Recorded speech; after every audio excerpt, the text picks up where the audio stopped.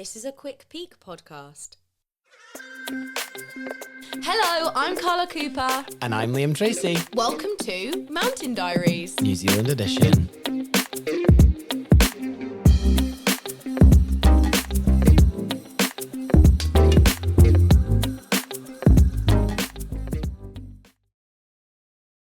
Okay, great. Welcome. Hi. Hi, Carla. How Episode are you? 1. Episode 1. Episode 1. How long have we been talking about this? Well, before you went back to the UK for a visit. So we're talking months. We're talking months. Yeah.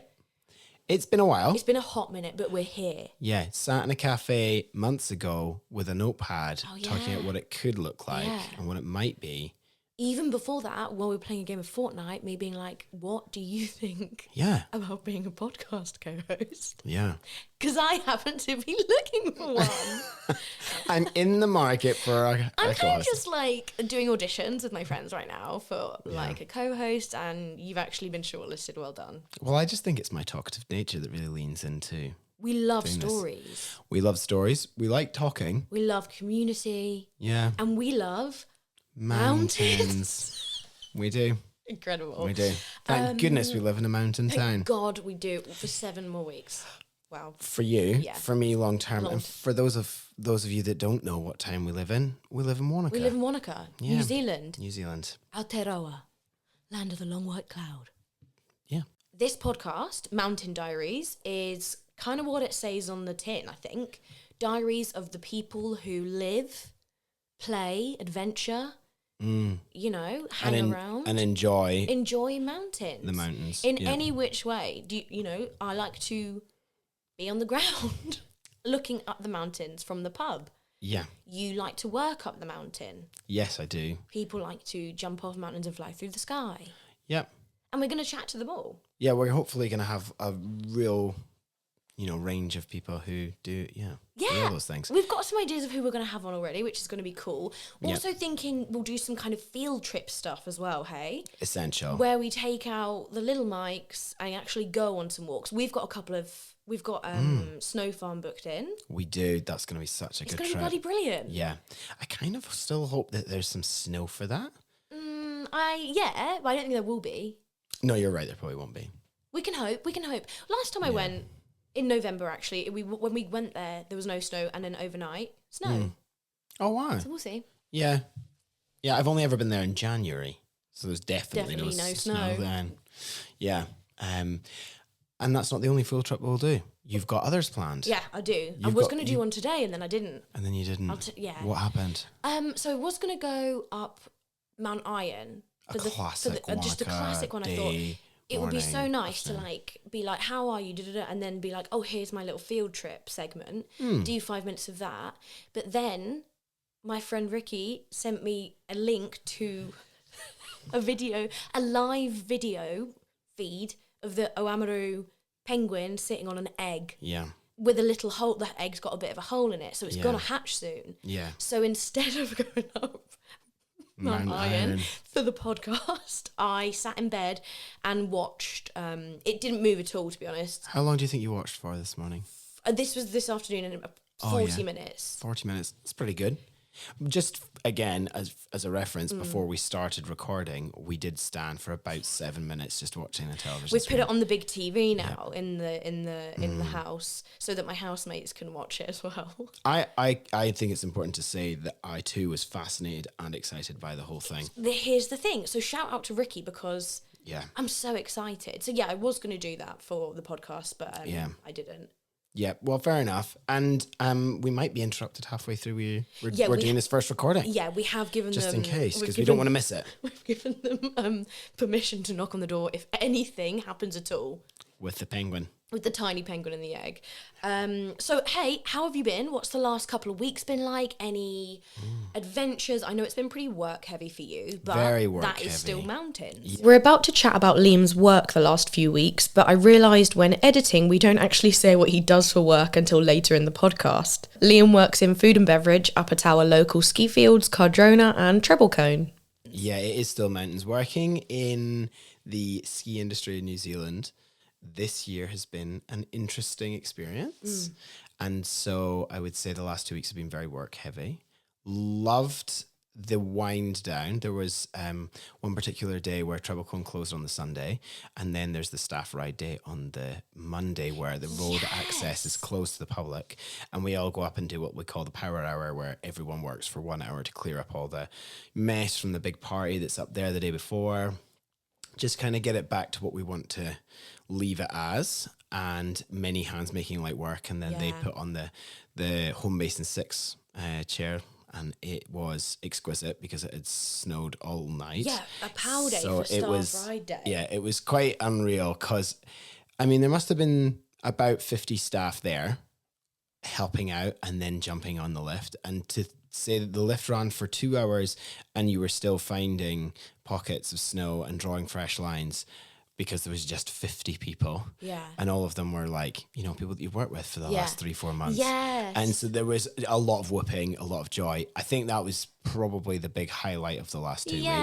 And also, you worked so friggin' hard as well. Like, you deserve, because when have you all been able to get together and been riding? Because obviously usually you're all working at different places as well, hey? Yeah, and not having the same days off. I think that's something, like, the bubble has definitely burst on that one, when you're trying to coordinate fun days in the mountains in the winter with the friends who, you know, you're all there because you want to be in the mountains and enjoying the snow, whether it's skiing, snowboarding, whatever. And realizing that's very logistically difficult. Yeah. If you work for the same company and don't share the same days off. That's a really having good point. that moment all together, absolutely exquisite. That's a big difference, I think, between like European ski resorts and like over here. Is that right? Yeah, because we don't work on them like really on the mountain as much. Okay. You know, no one's on the ski lift. Like we can't work on the ski lift and stuff like that. Mm-hmm. So I feel like. Yeah, it's much more of a career over there for like the lifties even. It's just the French guys like working on them. Yeah, that's really interesting. I only learned about that last year, where ultimately you have to have some form of experience or qualifications before they even let you in. Yeah, you can't have nothing. It's not just here, they're just letting bloody everyone on. Yeah. It's not like New Zealand. To be fair, they're all a lovely bunch. Yeah. Got to vouch for a few of them, haven't we? We were friends with a few lifties here. Yeah. We do love the lifties. So we do love them. Yeah. So that's what the last 2 weeks has been like. Hectic, wind down. Season finished on Sunday at Cadrona, so it really is all done now. So looking forward to having a bit more time for the mountain adventures. For the adventures and the change in the season and the weather and everything, to lean into that, which is going to be good. Going to miss the snowboarding, not going to miss the skiing. Did ski on Saturday, found out I really, really need some help to figure out what to do. No, that's not what I heard.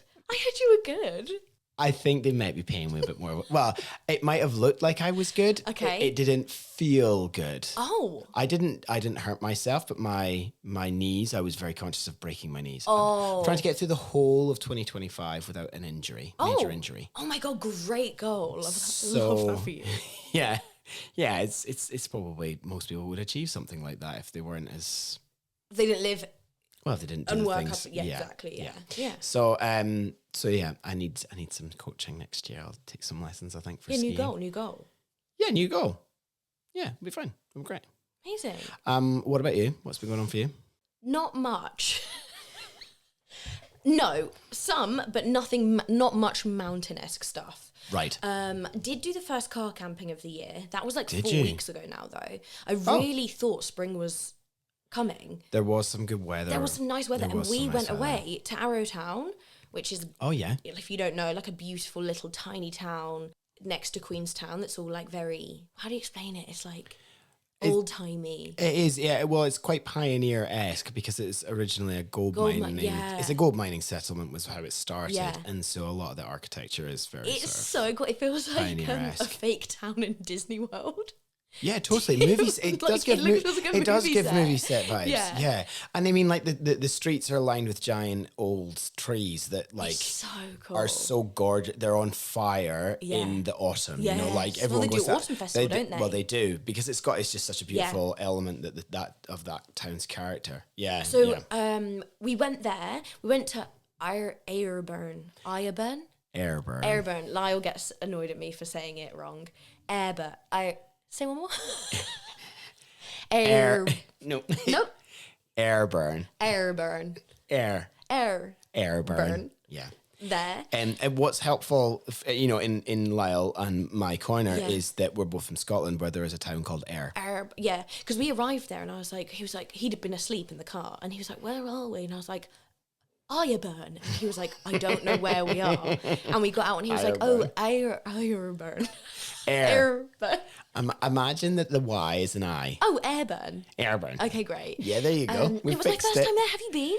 Yeah, many times. Well, I say many times, a few times. Oh, okay, big flex. Okay. It is friggin' gorgeous. Yeah. I understand the hype.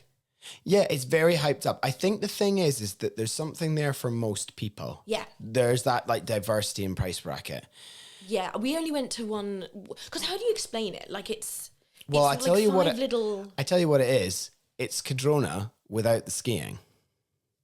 Because it's multiple food and beverage outlets in one location in a very curated sort of environment with space for like, there's, like the ducks are there and there's running water and there's features and then there's a big park area and there's an outside stage area. So they're kind of going for this kind of garden party vibe. With a bunch of little bars and restaurants. Yeah, and it used to be, I don't know how successful it was, but it used to be like a vineyard predominantly. Yeah. But I don't know how well that went. And I think that they still do have some of the vines, whether it's still producing as much wine, I don't know. But so there's that kind of element. And I guess that's what Cadrona's got, is it's got 9 different food and beverage outlets. Yeah. Okay. And a ski field. But this one's flat and that one's on a hilly. Hill. Yeah. Oh my God, I loved it. We had a great time. Nice. Did you get food? Coffee, tea? Lyle got pizza. Oh, the pizzas are good at the bakehouse. Banging. Yeah. Oh my God. Yeah. I got a little carrot cake. Banging. Went to see the waterfall. Beautiful. Oh yeah. Yeah. I actually think it's a must go to. Like I think if you're going through Queenstown, it's a must go to. And then we stayed overnight at the little Arrowtown campground. It was banging. Went to the cinema. Went out for food. Went for brunch the next morning. Great. And then we walked Lake Hayes. Oh, it's lovely, isn't it? It's so nice. It's always been on my list. Every time I go past it, I'm like, well, should we walk around that? Yeah. And this we bloody well did. Brilliant. It was my longest walk since my mountain bike crash last year. Ah, yeah. So only a couple of hours. Yeah. The old concussion, the old post-concussion, the old PCS. Okay. So that was awesome. Was meant to do Rocky Mountain, as like I've told you this before. You've told me about this. Little people in the microphone don't know that me and Hannah Parsons were going to go and do another field trip segment for the podcast. Yeah. Doing Rocky Mountain. Very excited. Torrential rain. So we thought, let's not actually. You got all the way to the car park. We got all the way to the... Yeah, we did drive the sort of 20, 30 minutes and then got to the car park. I looked at Hannah and said, how do you sort of feel about doing the walk? And she said, I don't want to do it. I don't want to do it. And I said, I don't want to do it, Hannah. Yeah. And she said, should we go to the pub? And I said, yes, we should go to the pub. Yeah. So we literally didn't even stop, just drove back round, went to Kai and had a mulled wine. Oh, the mulled wine's so good. And do you know what? Like, sometimes that is what a hike is all about, an adventure. You have to say, do you know what? It's not for me today. Yeah, you have to know when to say no. Just like today, when I went to go up Mount Lion, but there was a live feed of a penguin sitting on an egg doing very little, and I thought, this is what happiness is to me today. Yeah. But we did have quite a big weekend. We did have a big weekend. Yeah. I thought we should touch on. Yeah, we should. Because it was chalet themed, and that's mountain. Yes, it is. It was chalet themed. Yes. We must shout out your wonderful partner Grace, because she's the one that brings us all together for a lot of these community events, which is just like, especially in mountain towns, community is a really big thing. I think you forget that doesn't just happen magically. No, it's because people bring everyone together. Yeah, like Grace did for dessert potluck, and then on Saturday night. Yeah. For her birthday, we had a wine tasting, a blind wine tasting, where we were trying to figure out which bottle was the cheapest, which was the most expensive, and which was like 0%. Yeah. And then we also what Carla just said there while she was laughing was we had a cheese fondue. And the theme for the evening in terms of what people were to wear was chalet themed. Because, end of winter, Grace's birthday, we went snowboarding, so it was just kind of like, or we were up at Cadrona, and it just felt like it was going to work, and so it was quite an eventful evening for so many reasons. People really entered into the persona of like this sort of like chalet life, which I thought was absolutely marvelous. Everyone had like their little alter ego or character, or snobby. Yeah, there was a lot of that, and then the food was delicious and presented in a very après-ski kind of way, which was really fun. 100%. Cheese fondue caught on fire. Don't glaze over it. Why you glazing over that? Thought it'd be funny to try and glaze over that. It was the best part. And I guessed the right cheap wine, which is great, and everyone thought it was. Oh yeah, you did guess the right cheap wine. You were you were the only one that did, didn't you? I was. Did everyone guess the same wine as the most expensive one, except for me, who said that was the cheapest. The cheapest one. And it was, in fact, the cheapest. That gave me great joy. Yeah. What frustrated me was I thought I'd picked out the most expensive one, and I changed my mind just before the judging. So if I hadn't done that, I would have got all of them right. 6 out of 6. And we betted little chocky coins, didn't we? As well, yeah, nothing like betting. Nothing like betting, but not losing any money, actually. Yeah, that's it. Not going into severe financial debt. Yeah. But can we just pop back to the fire, because it was the fire? Yeah. Yes. So. What would you like to say about it? I don't want to put anyone in the shit, but someone put too much methane gel. Methylated spirit gel. No, it wasn't a gel. Oh, it wasn't a gel? The gel was the second one. Okay, so let me just fill everyone in. The fondue set that we had came with a little fuel tub. Yeah. That had what I'll call as like a putter-outer, like a smotherer from the flame thing. A smotherer. And ultimately, the whole thing is encased, and inside it is a piece of cotton, and on top of the cotton is like a wire mesh. Yeah.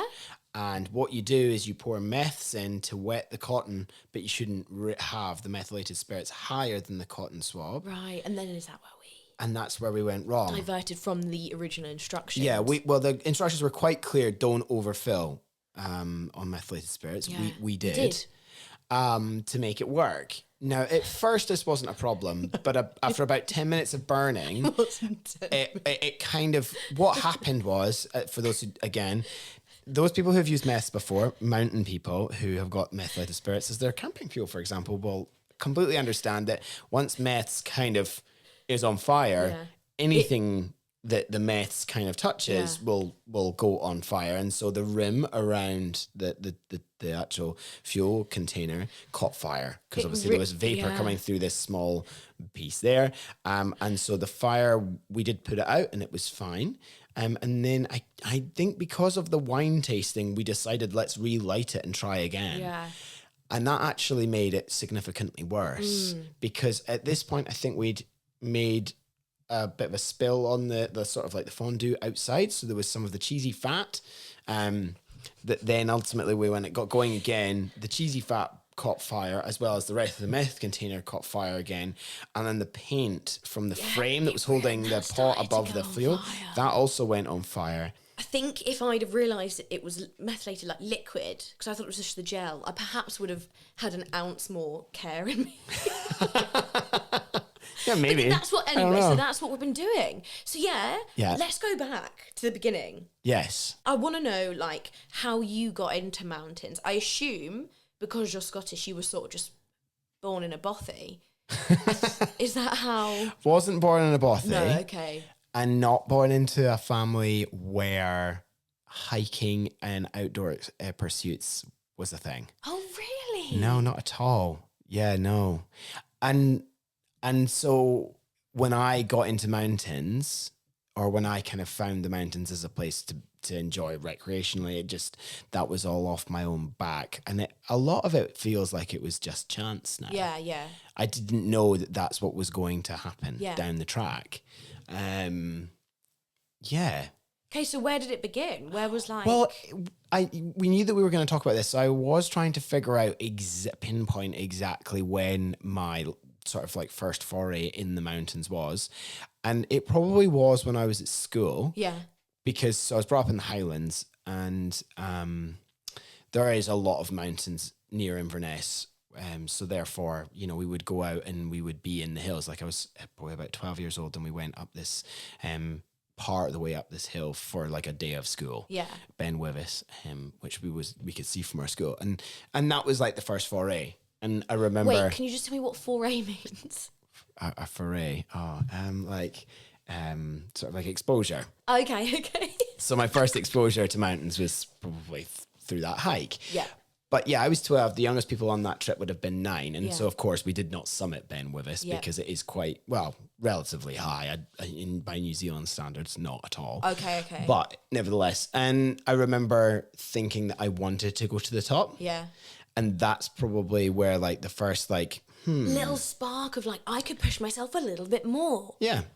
And then that probably was it until I was doing like a camping over a weekend for like an expedition with a group of friends when I was probably about 14, 15. Yeah. And we were in the Cairngorm National Park.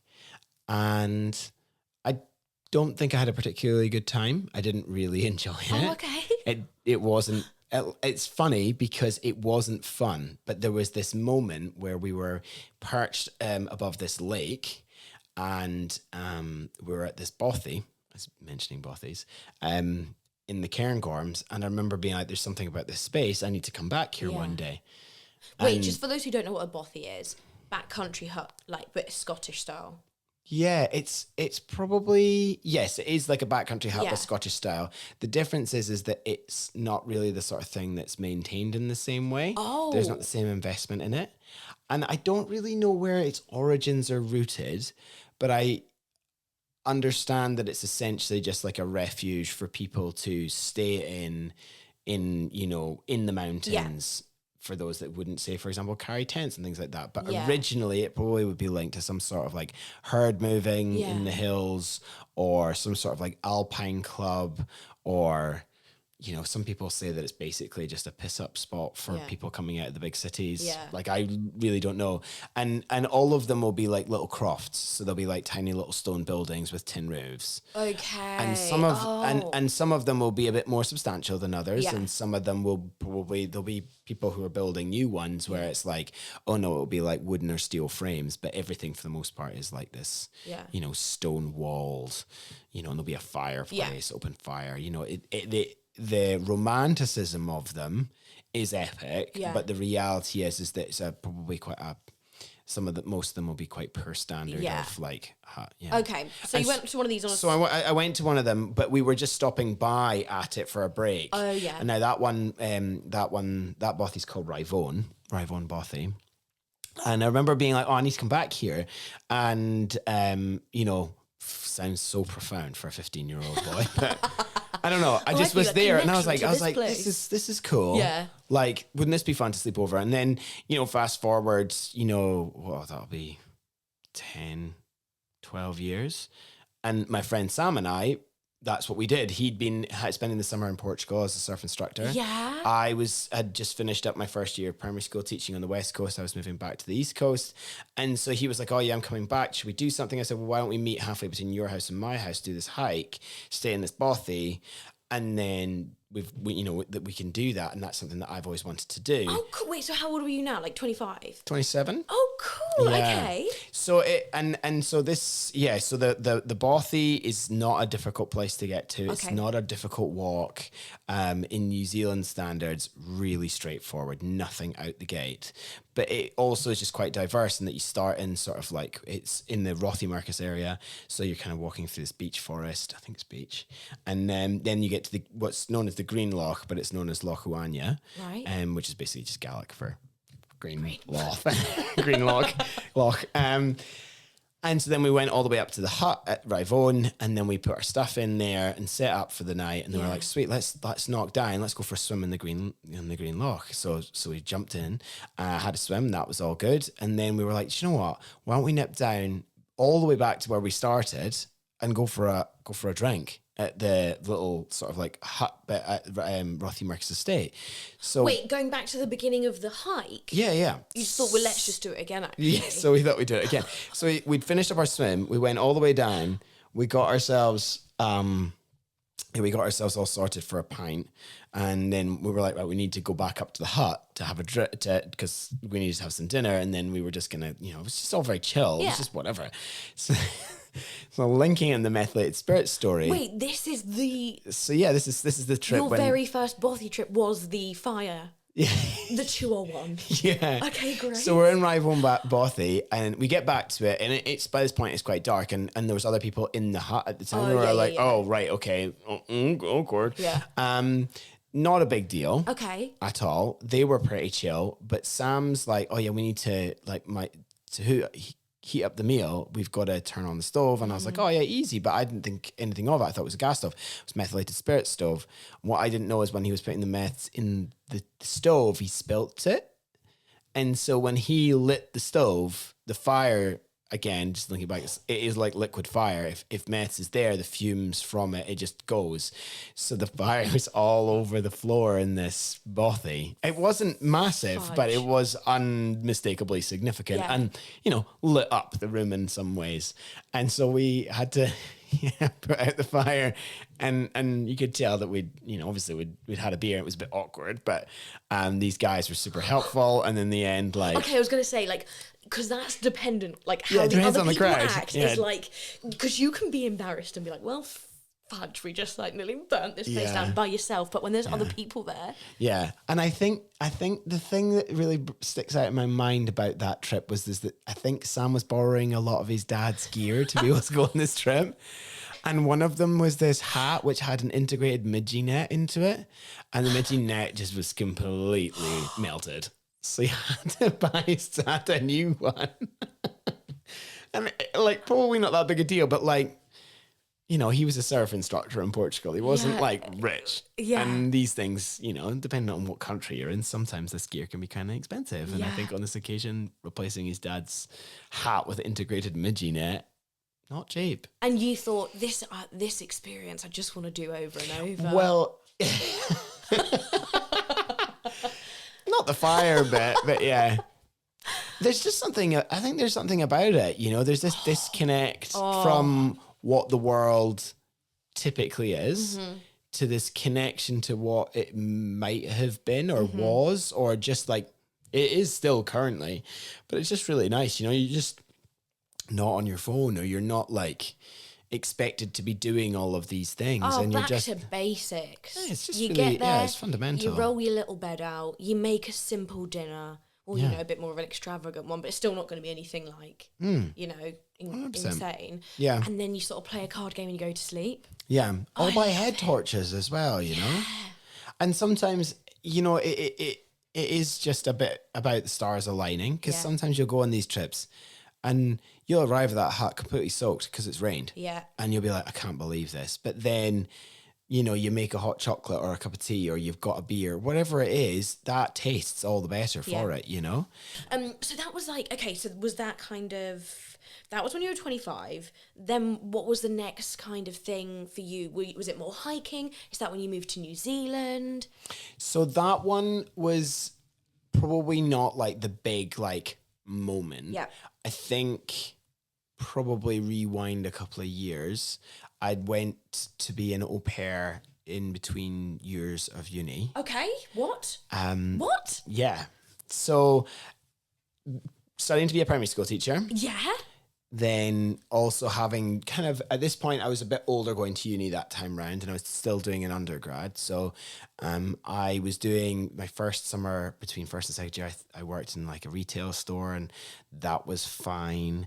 And then my second year, I worked for the university. That was actually much better, a bit more me, but also just sort of like, I'm not really like adventuring and doing things. Yeah. So then, I got to the point where I was like, I think I need to like get away. Yeah. And so, Grace and I made the decision that we would both, we always summered apart, because she was from one end of the country, I was from another. So we never summered together. Oh. Yeah. So she went back to Jersey, and I would either be in the Highlands or be, in Aberdeen where we were at uni.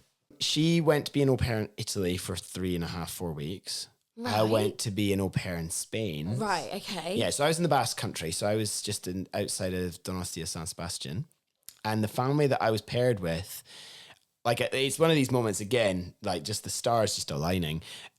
the dad was is an engineer for the Wave Garden Artificial Wave Development Company. Okay, amazing. And he's got, him and his wife have 3 kids. So I was just going over there to support them for their summer when the kids weren't at school. Yeah. So I literally would wake up and take these kids to their surf camp in the morning in the city. So they just had to get them on the bus, drop them off at surf camp, pick them up, bring them home. Yeah. And that was literally my job. So the reason why the stars aligned was because I just said that I wanted to go somewhere and be with a family, connect with people, and hopefully they lived in a surf town. They were like, we live in a surf town and surfing is everything to us. Oh my God. But we do so much more. Yeah. When they said that, I didn't really think anything of it. So I arrived with them in like the first week of June.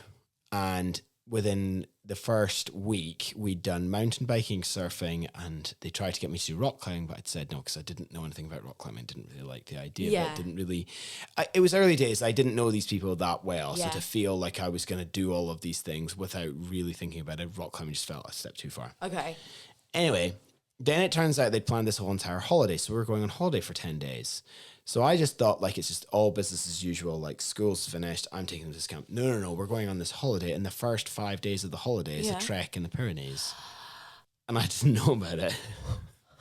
So we drive from San Sebastian, from their town, we Arcthone. We drive from there. Wait, this is my worst nightmare. I feel like I'm entering a fever dream. Okay, yeah. So we drive from there to the Pyrenees to an area I believe is called Aston, which is near Jaca, and it basically is on the French border. Yeah. And we just did a circular route in the Pyrenees where we did a couple of alpine passes, and I think we were away for 3 nights.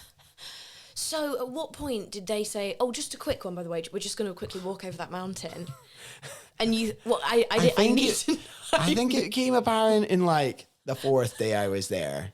And I'd flown over with like a surf. I made the mistake of flying Ryanair for a start. Yeah. And then, so you didn't take your hiking poles with you? No, I didn't take my hiking poles, but I did take a surfboard because I was going to be surfing all summer. Of course you were, yeah. So I took a surfboard, and so I wasn't really equipped for all of this. But it was fine. They helped me out by lending me this, that, and the next thing, which was great. And actually, I can't stress enough how supportive and generous they were. Right. And I still speak to them today. And honestly, it's one of those gifts that of life that I just didn't know I was going to get. Yeah. And so there's, we went and did this hike, and it was in June. Yeah. In the Pyrenees. Oh my God. And the weather couldn't have been better for like 90% of it. Yeah. And so it was sunshine and hardly any wind, and, like lush green spring grass and, like wildflowers everywhere. And it was a hard hike. And when I say that I was like with these 3 kids and their mum and dad, one of the kids, I'm sure that Oyane was only 3. She might have been 4. She was really young. The oldest, I'm sure that I say I was only 8. So these kids were young, and we were doing this thing. And you were 20... At this time, I was 25. I was 25 at this point. Right. And so I'm going around on this hike with this family, and I just, I didn't know them that well, but also there was so much trust in that space, and also it was just so exciting, and I was just chatting, and the kids didn't really know me yet, so it wasn't awkward, but it was, and but it was fine. And I'm in these mountains, and I'm like, this is the biggest thing I've ever seen. Yeah.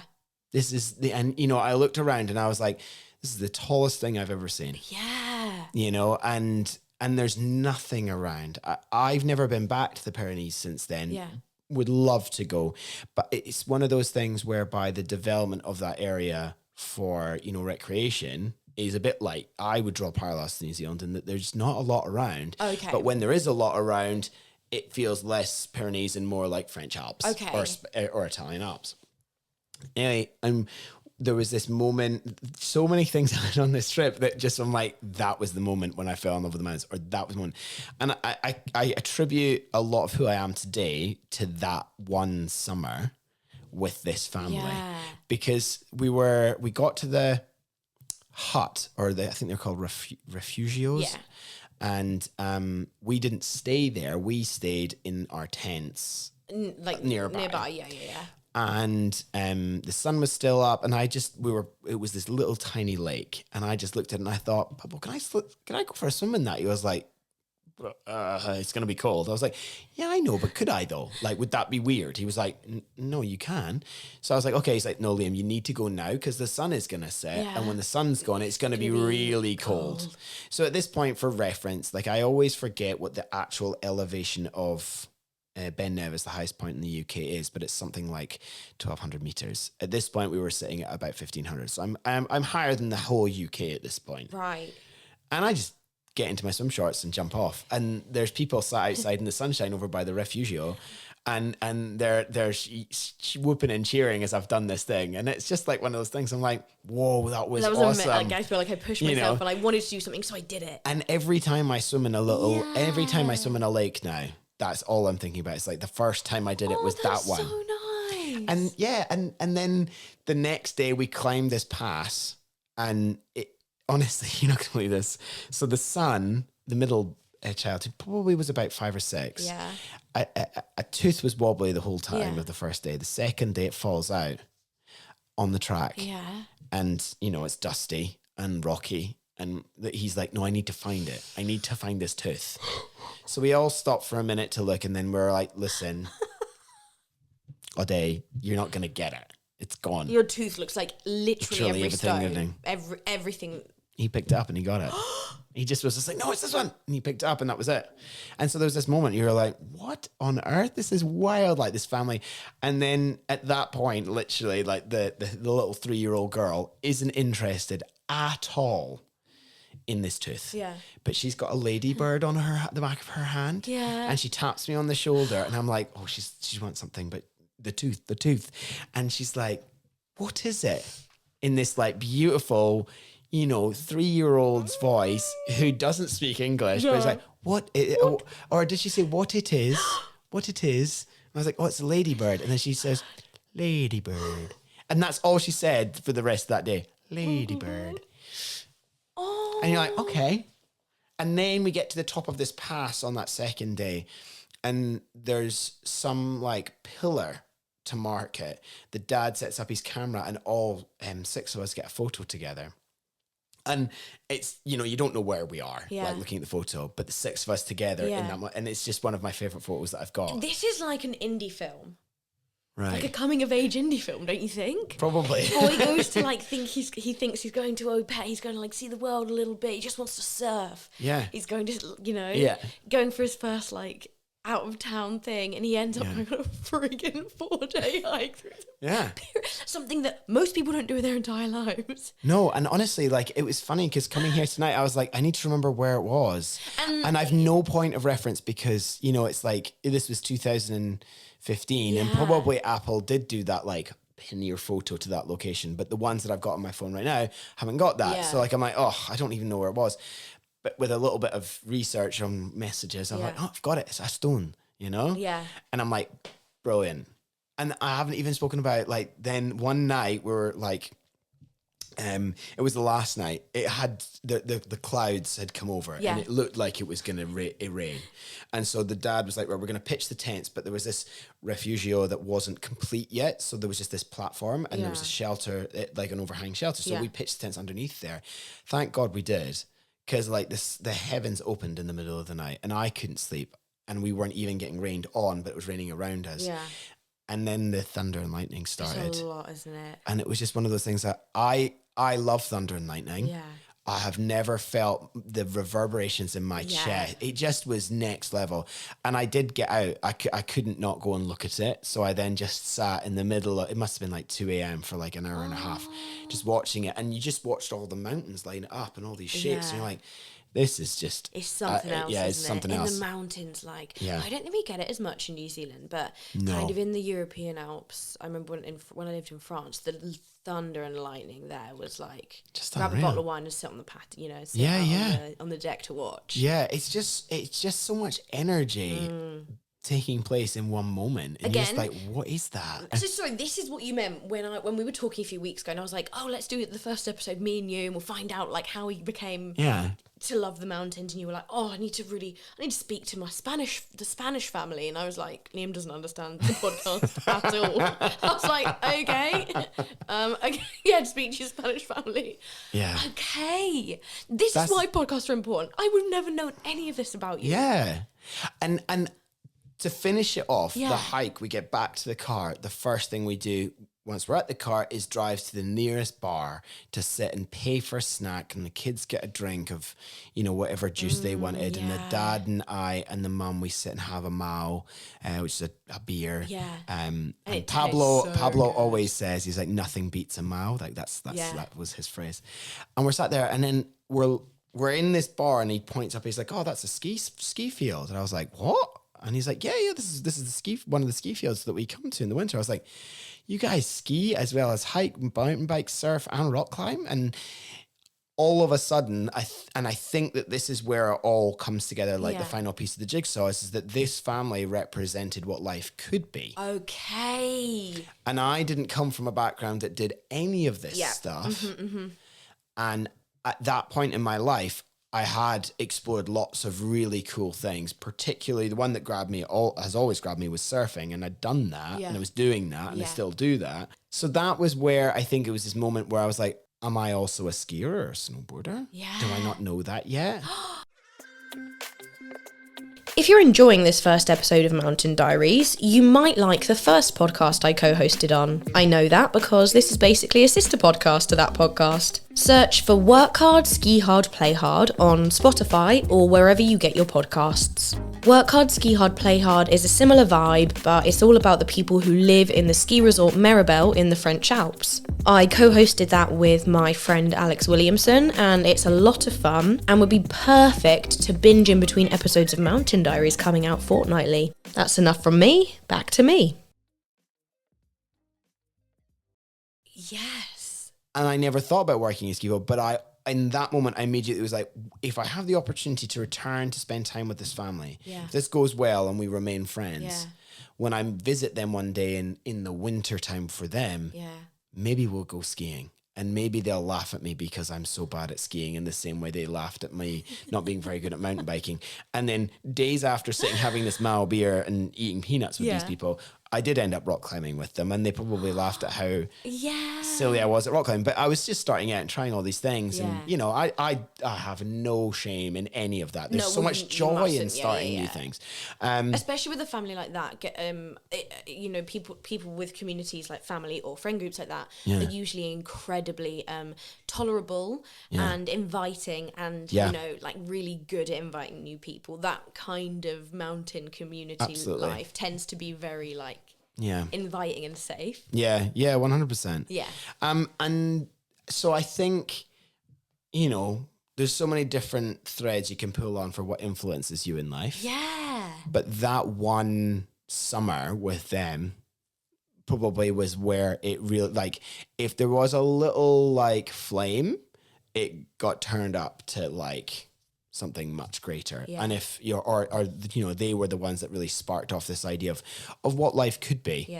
And honestly, I don't know enough about lots of elements of the things that I love. And I respect and understand that there's so many more people out there who have got much more knowledge and experience on the skill sets that are required for things, or the equipment, or the quality of certain things. Right? I looked at them and I thought, none of what you've got is costing $1 million, but everything that you've got is getting you out there. And I think 90% of their gear all came from Decathlon. It doesn't matter, does it? It doesn't matter. And they were out there having fun. And those children were experiencing a life that some people would dream of. And I think that's, again, where I look around here in Wanaka and I'm like, there's opportunity for children to do the things that those children were doing. It's just maybe more difficult because of the pricing and stuff like that. But anyway, it's just one of those things where I'm like, there's the big parallel. What I saw with them and what I'm seeing around me feels one and the same. And I think that that's where the real love now is that I didn't know that I was going to live in Wanaka for 5 years. But I'm still here. And what is it that is keeping me here? And I think it's that just very clear sense of like what I saw in 2020 when I was 25 in 2015, what I'm experiencing now. It is the same thing. It's like I've carved out a life that's filled with activities and joyful things which connect me to nature and people and do you think if you didn't spend this time with this family that you still would have found mountains and like mountain life, or do you think like not in the same way? I think I probably would have done. Yeah. Because of the nature of the friends that I had around me. Okay, it would have happened at that time. It would have happened at some point. Sam would have burnt a few more hearts. Sam would have still put methylated spirits on fire at Rival and Bothy. And another good friend, Joe, at the time, he was very much a snowboarder as well as a surfer. Yeah. And that's still true for Joe. And he's also a mountain biker. So Sam, like the friends that I've got from the community that I had at, back home, those friends are still doing those things, and they would still have brought me along for the ride. 100%. I don't doubt that for a second. So I would have got there, but it would have been a different. Yeah. So you had you had your coming of age indie film. Yeah. So let's kind of fast forward. Okay. You now live in Wanaka. Yeah. You now work as a food and bev manager. Have I said the right title for you? Let's say coordinator. Food and beverage coordinator. Yeah. Up Cardrona. Yeah, and Treble Cone. I'm lucky enough to be able to work at Treble Cone as well. Both. Yeah. So, what's life like here? What are your mountain adventures like here? Yeah. They are different to what I. Thinking about what it was like in the Pyrenees and what it was like in Scotland and what I accessed there before coming to New Zealand. Life here in Wanaka is different to that in that it's very heavily sort of, I would say, like winter orientated. So lots to do with, skiing and snowboarding. I wasn't a mountain biker before I came to New Zealand. Mm-hmm. I don't know that I would quantify myself as a mountain biker. And I don't know if I am now. But I mountain bike at Bike Glendu and not so much at Cardrona. Yeah. The bike park there is a lot more gnarly. A bit scary. Yeah, a bit scary. Yeah. Rocks. Yeah, a bit scary. Bit skewy. And lots of lake swimming. I mean, I think that's what I think that's just one of those things is that like lake life. I want to live at the coast. That's the dream for me is living at the coast. Yeah, because you're because of the surfing. Like that call will never not be there. But like living at the lake, it's stand-up paddleboarding, it's kayaking, it's going out on the boat and doing some wakeboarding and laughing at myself not being able to do a water ski. It's lake swims every day. It's that kind of thing. Lake life. Yeah. I didn't think I could love anything more than mountain life. I can, yeah, and it's lake life. And lake life. It's living 10 minutes from. And I think lake. it's really epic that you often find them together. If I think about the USA, like Tahoe, skiing, lake life. Mm-hmm. And then similarly, like I can't remember one of the guys at work, he's going back for another season in France, and it is like lake, mountains right there together, And it just seems to be like this synonymous thing, which is awesome. So I do a bit of hiking. I really enjoy the multi-days. Yeah. The day hikes are great, and I do enjoy them, but I prefer like the multi-days. And I think again, I do. Why? Because it takes me back to the Pyrenees. Oh right, okay, yeah. You like to yeah. Like that. Yeah, you're right. That, yeah. And there's so much opportunity for seeing a different perspective on a location. Yeah. The different views or going into a different terrain. That's just there. So like the list of things that I want to do, even in this tiny community or like the 40k radius around it in the mountains in summer, massive. And I suppose like I was thinking about what summer of 2025, 26 is looking like. At some point, I'd like to get back into the Mount Aspiring National Park. Okay. And Colin Todd Hut has eluded me once. And last summer was going to be the trip to get there, and then the weather just windowed. Is that the one you were going to go with Lyle? Yeah. Oh. This is still top of my list. Still Great. Yeah. Really big stretch activity, just because of the different elements that are in there. Oh, is it? Okay. I did try and solo it back in 2022. Didn't get there. Best decision I ever made, turning back. Also very difficult, very sad. Yeah. But it's still there. And so that's my big thing for this summer. Okay, cool. Back to Colin Todd Hat. Well, not back to Colin Todd Hat, back to trying to get to Colin Todd Hat. Yeah. And hopefully having space to sleep in it, because if I'm going to make it, then everyone else and their uncle's going to be good enough to get there, nothing that gives me anxiety more than a backcountry hut I can't book out. Yeah. It truly I know. gives me, it's a feat, like, that's what I have nightmares about when I don't sleep well at night. I haven't asked you a single thing. It's all about me. Do you want to know about me? Well, a little bit. This is so funny. As you were talking, I was like, we're so different. Yeah. We get on so well. We have like a lot of things. We're very like goofy and like we like to laugh together, but we're so different. Yeah. And I think that's why I really wanted you to co-host this with me. Okay. You're such a beautiful, deep thinker, and you're so reflective, and like your story is so romantic, and mine is just like it could not be more opposite. Okay. And I love this. Wow. Yeah.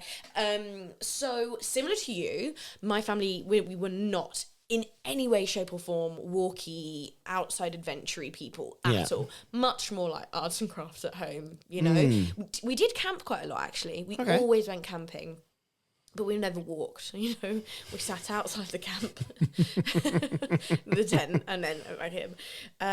So I moved to London and went to drama school for 3 years. That's where I got my degree in acting. Yeah. Yes, I was living in London with my partner at the time. It's not funny. And then he left me for another woman. When you say it's not funny, I don't understand why you're laughing. What can we do? I tell you what we can do, and I think I know where this is going to go. What? We're going to leave London for the mountains. I saw it coming out, and you said it's not a romantic story. You're right. This is Eat, Pray, Love. Okay. Yeah. Yes. So I had a friend, Nick Bushell. Shout out to Nick Bushell, who was doing a ski season in Maribel at the time in the French Alps. Who kind of messaged me. Your mum's name? Yeah, Maribel. Yeah. No. Yeah. Marybel. So not Maribel. Not Maribel. Not Maribel. Yeah. Had to shout out Maribel amazing. there. Sorry. No, it's Julie. Shout out to Julie. Mum's the best. Shout out to all the mums.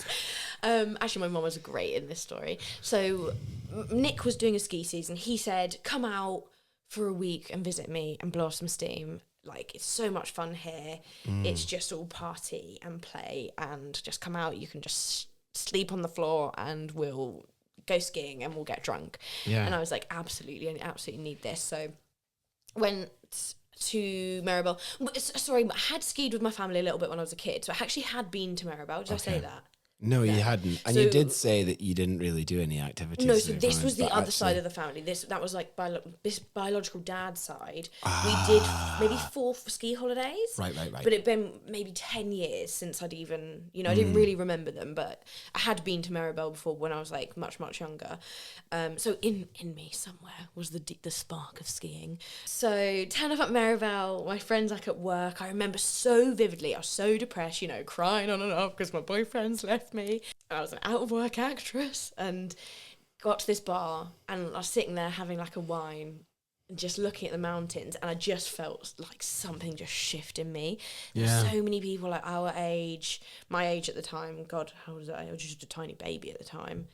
Like, I don't know, how old was I in 2016, 17? 23? Fudge, like... Yeah, and there's people just like all around, like, coming down in their ski gear and going to the pub, and I was like, hang on, what is this life? Like, how did I not know this was something I could do? Yeah. Go and work in the mountains. So then we just had the most incredible week. Yeah. It's just a lot of drinking, a lot of dancing, a lot of the snow was dire. I remember the snow was absolutely terrible, but we still I was out there in my, in these horrible little rental skis. Like, I just had the time of my life. I actually met Polly, who owns the Good Spot. Was one of the first people I met out there. She was yes, Polly was doing a season, became one of my first friends out there. She was friends with my friend Nick. Yeah, so we all were a little gang together. Oh my God. Yeah, my first night I got there, met Polly, and we went on a night out together. How weird is that? And now she's got the good spot. The good spot. Yeah. On Allison Road. That's so weird. Yeah, so weird. Okay, that's a bit of a... Yeah. Okay. So it comes up to my week, and I'm like, I cannot go back I just can't go back to London. Like, I'm depressed over there, you know, like, living in the place where I was living with my boyfriend. Just didn't... And I was at a real big... Oh, God, I just didn't know what to do. Well, I knew what I wanted to do, carry on drinking. Yeah, And so kind of called my mum... Julie. And I was like, Mum, I just really want to stay out here. Like, I don't know what to do. And she was like, I know what to do. Stay. I was like, what? She's like, stay. Find a job. See what you can do. Like, what are you doing, Carla? Like, of course you need to stay. This is life. She's always supportive of, like, the spontaneity. Should I go? And she's always like, yeah. So called up a couple of places that were one up in Monterey that I remember I'd had a couple of shots before I had the phone interview, and I kept calling it Manta Ray. Oh, yeah. They were like, do you live up in Monterey? And I was like, no, I didn't live in Manta Ray, but I'm sure I can find a common Manta Ray. They didn't call me back. I didn't get that job. Second place I called. Yeah. They were like, come and meet us for we are looking for a chalet hostess, actually. Come and meet us in the pub for Lucy Fisher. This was a big shout out for Lucy Fisher. Come meet me in the pub and we'll have a chat. I didn't have a voice. I didn't have much of a voice because I'd been partying, okay? Like a girl who had just been cheated on and you know, left for another woman. So I was like, I really want to stay in Maribel. I'm having a really good time. I hired on the spot, I'm sure. Pretty, left there, and my flight was the next day, and I was like... me and Nick went to a place called The Den for one last drink and get a message. Hi Carla, like, we'd love you to start tomorrow. If you can move into the staff account, if you can come and start tomorrow for changeover day. And I was like, you're joking. Showed it to Nick, and I was like, Nick, I'm staying the rest of the season. This was like mid-February, so there wasn't much of the season left. Wow. But yeah, stayed, made the most incredible friends, became known as a bit of a party girl, and just like loved season life. Yeah. Skiing 2 runs, going to the pub, listening to incredible live music, getting drunk, being asleep by 8 p.m, getting up and then serving breakfast to like a group of 12 like really cool guests. Yeah. Doing that all over again. Yeah. It just changed my life. And I was like, what am I doing living in London? Can't pay my rent.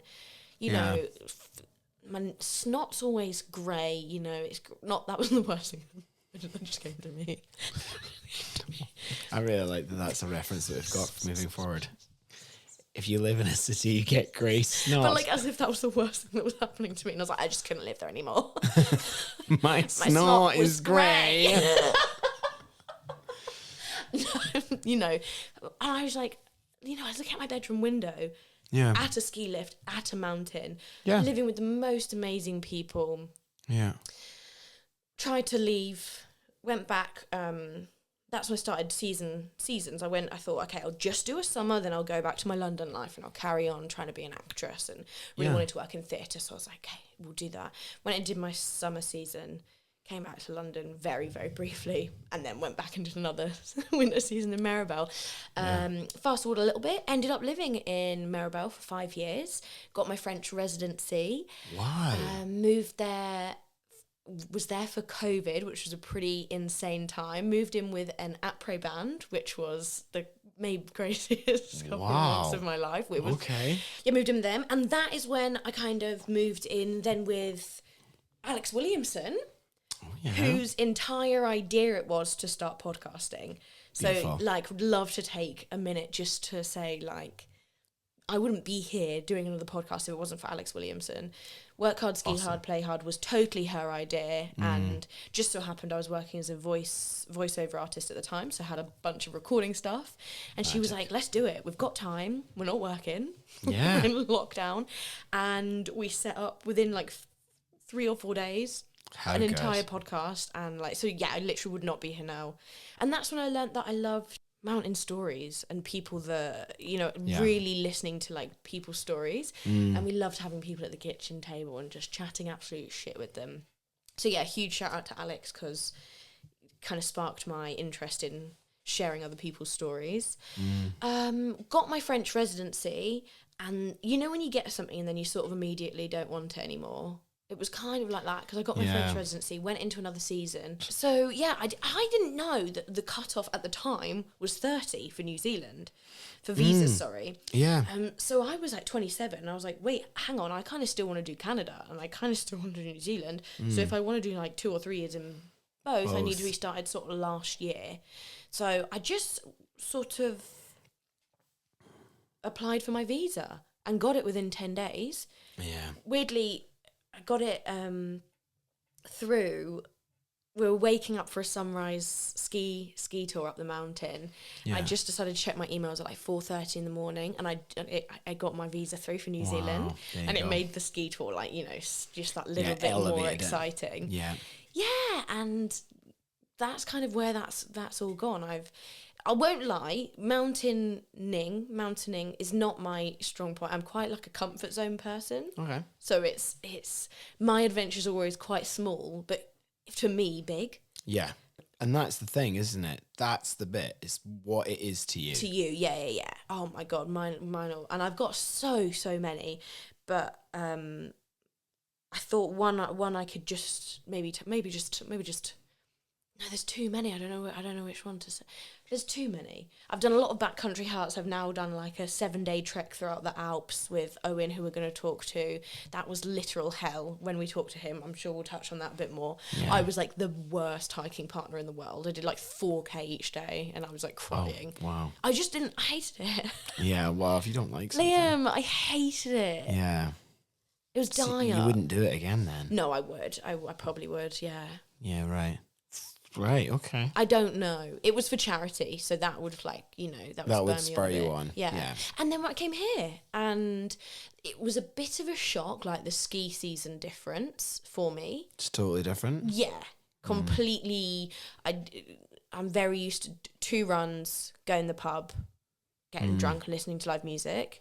We don't have that here. So that was a little bit of a shock to my system. And okay. I never really got into the snowboarding here. It's just not quite my cup of tea. But I've found a love of staying in backcountry huts. It takes a lot for me to go there. Okay. Okay. Yeah. And when we have Hannah on, we'll talk a bit more about it. I wouldn't have done it if it wasn't for her. Yeah. And I remember the first time that we were going on like a girls' trip to a backcountry hut, I like messaged her and I was like, I can't do it. I don't know what I'm bringing. What's my friggin' packing list like? I hate this. Mm-hmm. I remember crying to Lyle, and he was like, "Why are you crying?" I was like, "I don't want to go. Like, it's so out of my comfort zone." And he was like, "What are you on about? You're going to a backcountry hut for one night?" And I was like, "It's so out of my comfort zone." Wow, yeah, I like my hoodie. I like my Switch. I like to play Fortnite. I want a peppermint tea in bed by 9. But I've actually come to love it, because you start and you get there and it's actually fabulous. And I've encountered hunters that were so drunk we had to tell them to shut up at 1 a.m. I've fallen down the side of a cliff and got again. I can't. For those listeners who are like, I can't hear what she's saying, neither can I. I don't know, but I was upside down.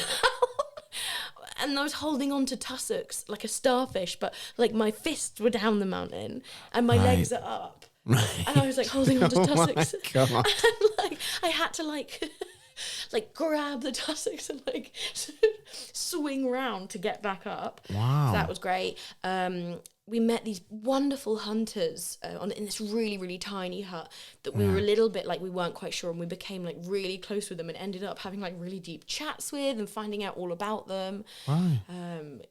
I've had so many. We went to one hut. There was a couple there, and it turned they just got engaged. It was so cute, and there was like there was like 7 of us girls, so we were all like screaming. Yeah, it's been an incredible mountain time. Yeah, I did try and become a mountain biker, fall off, get a concussion, and the last year of my life's been interesting because I'm living with post-concussion. Yeah. But the mountain adventures have carried on, Yeah. And that's kind of where we are now. Yeah, nice. Yeah. We're going to have lots of guests on. We are. What sort of things are you hoping to I think what you're going to want out of them and what I'm going to want out of them are different. I think so. I want poop stories. This is great. You've proved your point beautifully. You know? I want to hear their stories. And I want to know You want to know where they're pooping. when they're pooping on the mountain and how they're doing it, because it's funny. Yeah, fair. Yeah, I've not We given it. balance each other out. Yeah, a perfect example of that. Yeah, I think it's just back to that point again of understanding, like where we're all very different, but we are united. Yeah. And therefore, I just want to know those. I want to hear those stories because they're good stories. And it's all like... I hope that when we're chatting to people, I hope that they tell their story and tell it well. Yeah. Because I'll just be captivated. 100%. Like, I'm thinking Hannah Parsons is going to come on and tell us. She does a lot of solo hiking, and she's had stories where she turned up at the hut and someone had left a window open and it was full of meters and meters of snow. And That's she right. had to do another 2 hours in the dark to get to the next hut. And then we've got like Tom Reeves, who's going to come on, who works in like conservation with lizards on the mountain. Yeah, different. Yeah, all kinds of different species. And I yeah. think Ethan's going to come on, and Ethan breaks a different bone every 3 months and gets back up and carries on. Going to talk to Owen, who's currently walking from Azerbaijan to Manchester. Like, Yeah. everyone's going to be so different. Yeah, absolutely. It's going to be great. It's going to be amazing. Yeah. Yeah. Okay, Mountain Diaries playlist. Mm. What song are you going to add? So we're thinking every guest that comes on, we ask them what song they would want to add to like... Yes. What like song gets you pumping when you're like, oh my God, I cannot be bothered with this hike anymore? Or like, Yeah. I don't really want to go snowboarding today, but I know I should. What are we adding to the playlist? Public service broadcasting, and the song is Everest. And Okay. quick note on that. Mm-hmm. Public service broadcasting as a electronic band, they do a lot of sampling, and what they do is they sample old records of, from TV or radio or whatever. Yeah. And so it is old timer voiceover stuff, which they then lay over music. Oh, cool. It's exceptionally good. They've got some great material out there. Can't recommend enough. And Everest as a mountain, not that appealing to me in terms of what I aspirationally think. Yeah. But oh my God, how captivating to watch from outside. Yeah. But the song Everest, I think, really encapsulates a lot of like that drive and determination to be in that space. Yeah. And it's very good. Okay, so mate, I I really can't like wait to it, listen and, to the and song. I really recommend it. Okay, great. Yeah, that would be my addition to playlist. Okay, that's your addition. I just aspire to think as deeply as you. I'm going to add Rosanna by Toto because it gets me fucking pumped.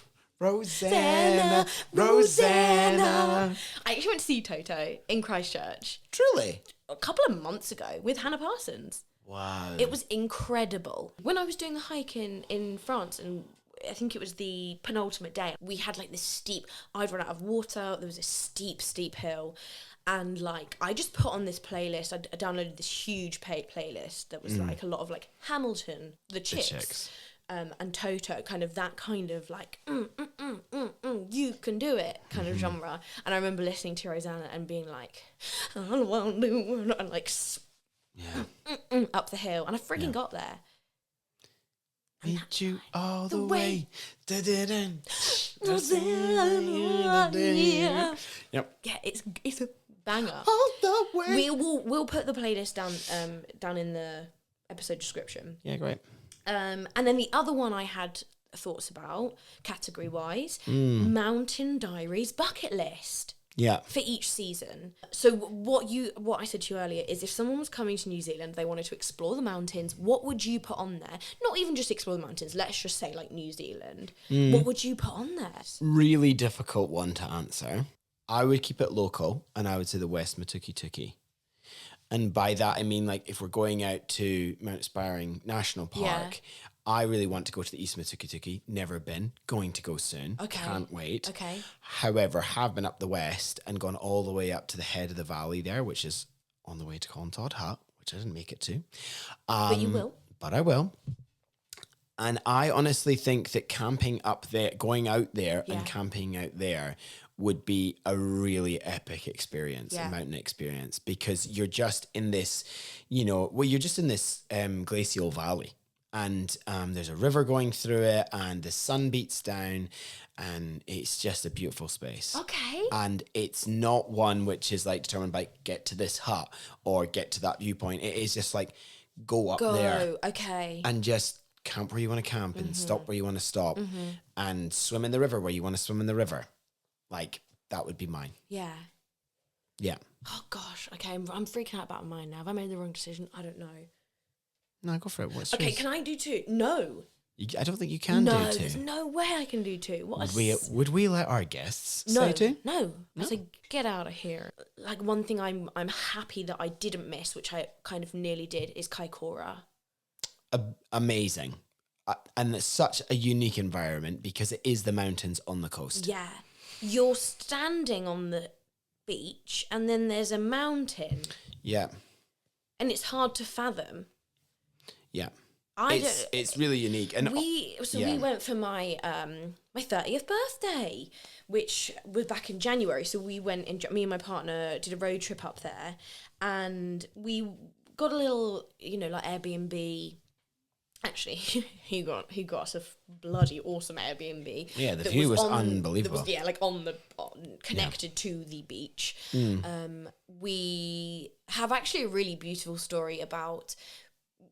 We wanted to go do the Kaikoura seal kayak tour thingy, but we were like en route and we didn't book it in time for the midday slot, so we had to book like the 8 a.m. slot, which meant we had to leave our campsite about 6 a.m. and we were a bit like, oh, that's kind of really annoying. Like, we're on holiday, we didn't really want to leave at 6 a.m., but I'm sure there'll be a reason that we are on the 8 a.m. tour instead of the midday tour. Yep. So we get up like butt crack of bloody dawn on our holiday and make our way to Kaikoura, and we get there and have a coffee and get into the kayaks, and she's like, so we basically, like, you go around and you see the seal colony.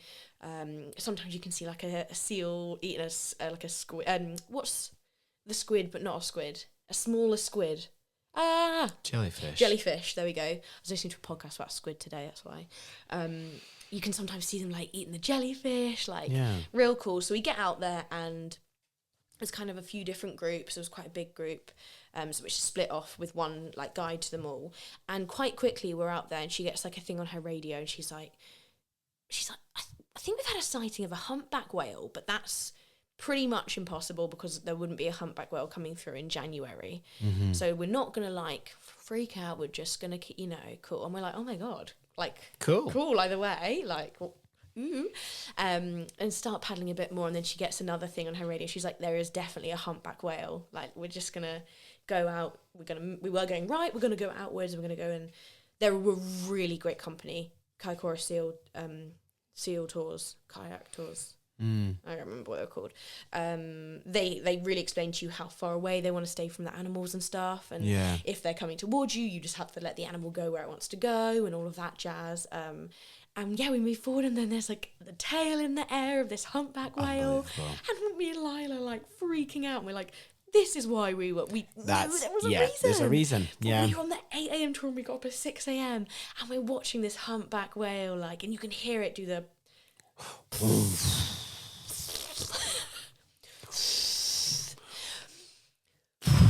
oh, that was the best one yet.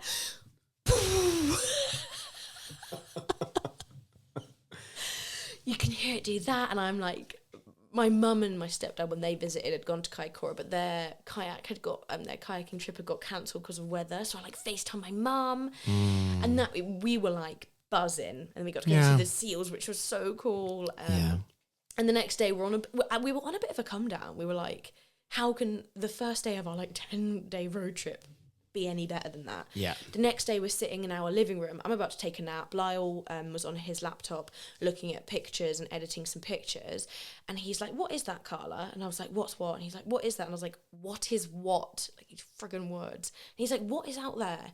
So I get up and I look outside, and like outside the window of our Airbnb, and there's this huge dorsal fin, like meters away from us. Oh my gosh. And then there's a tiny dorsal fin behind it.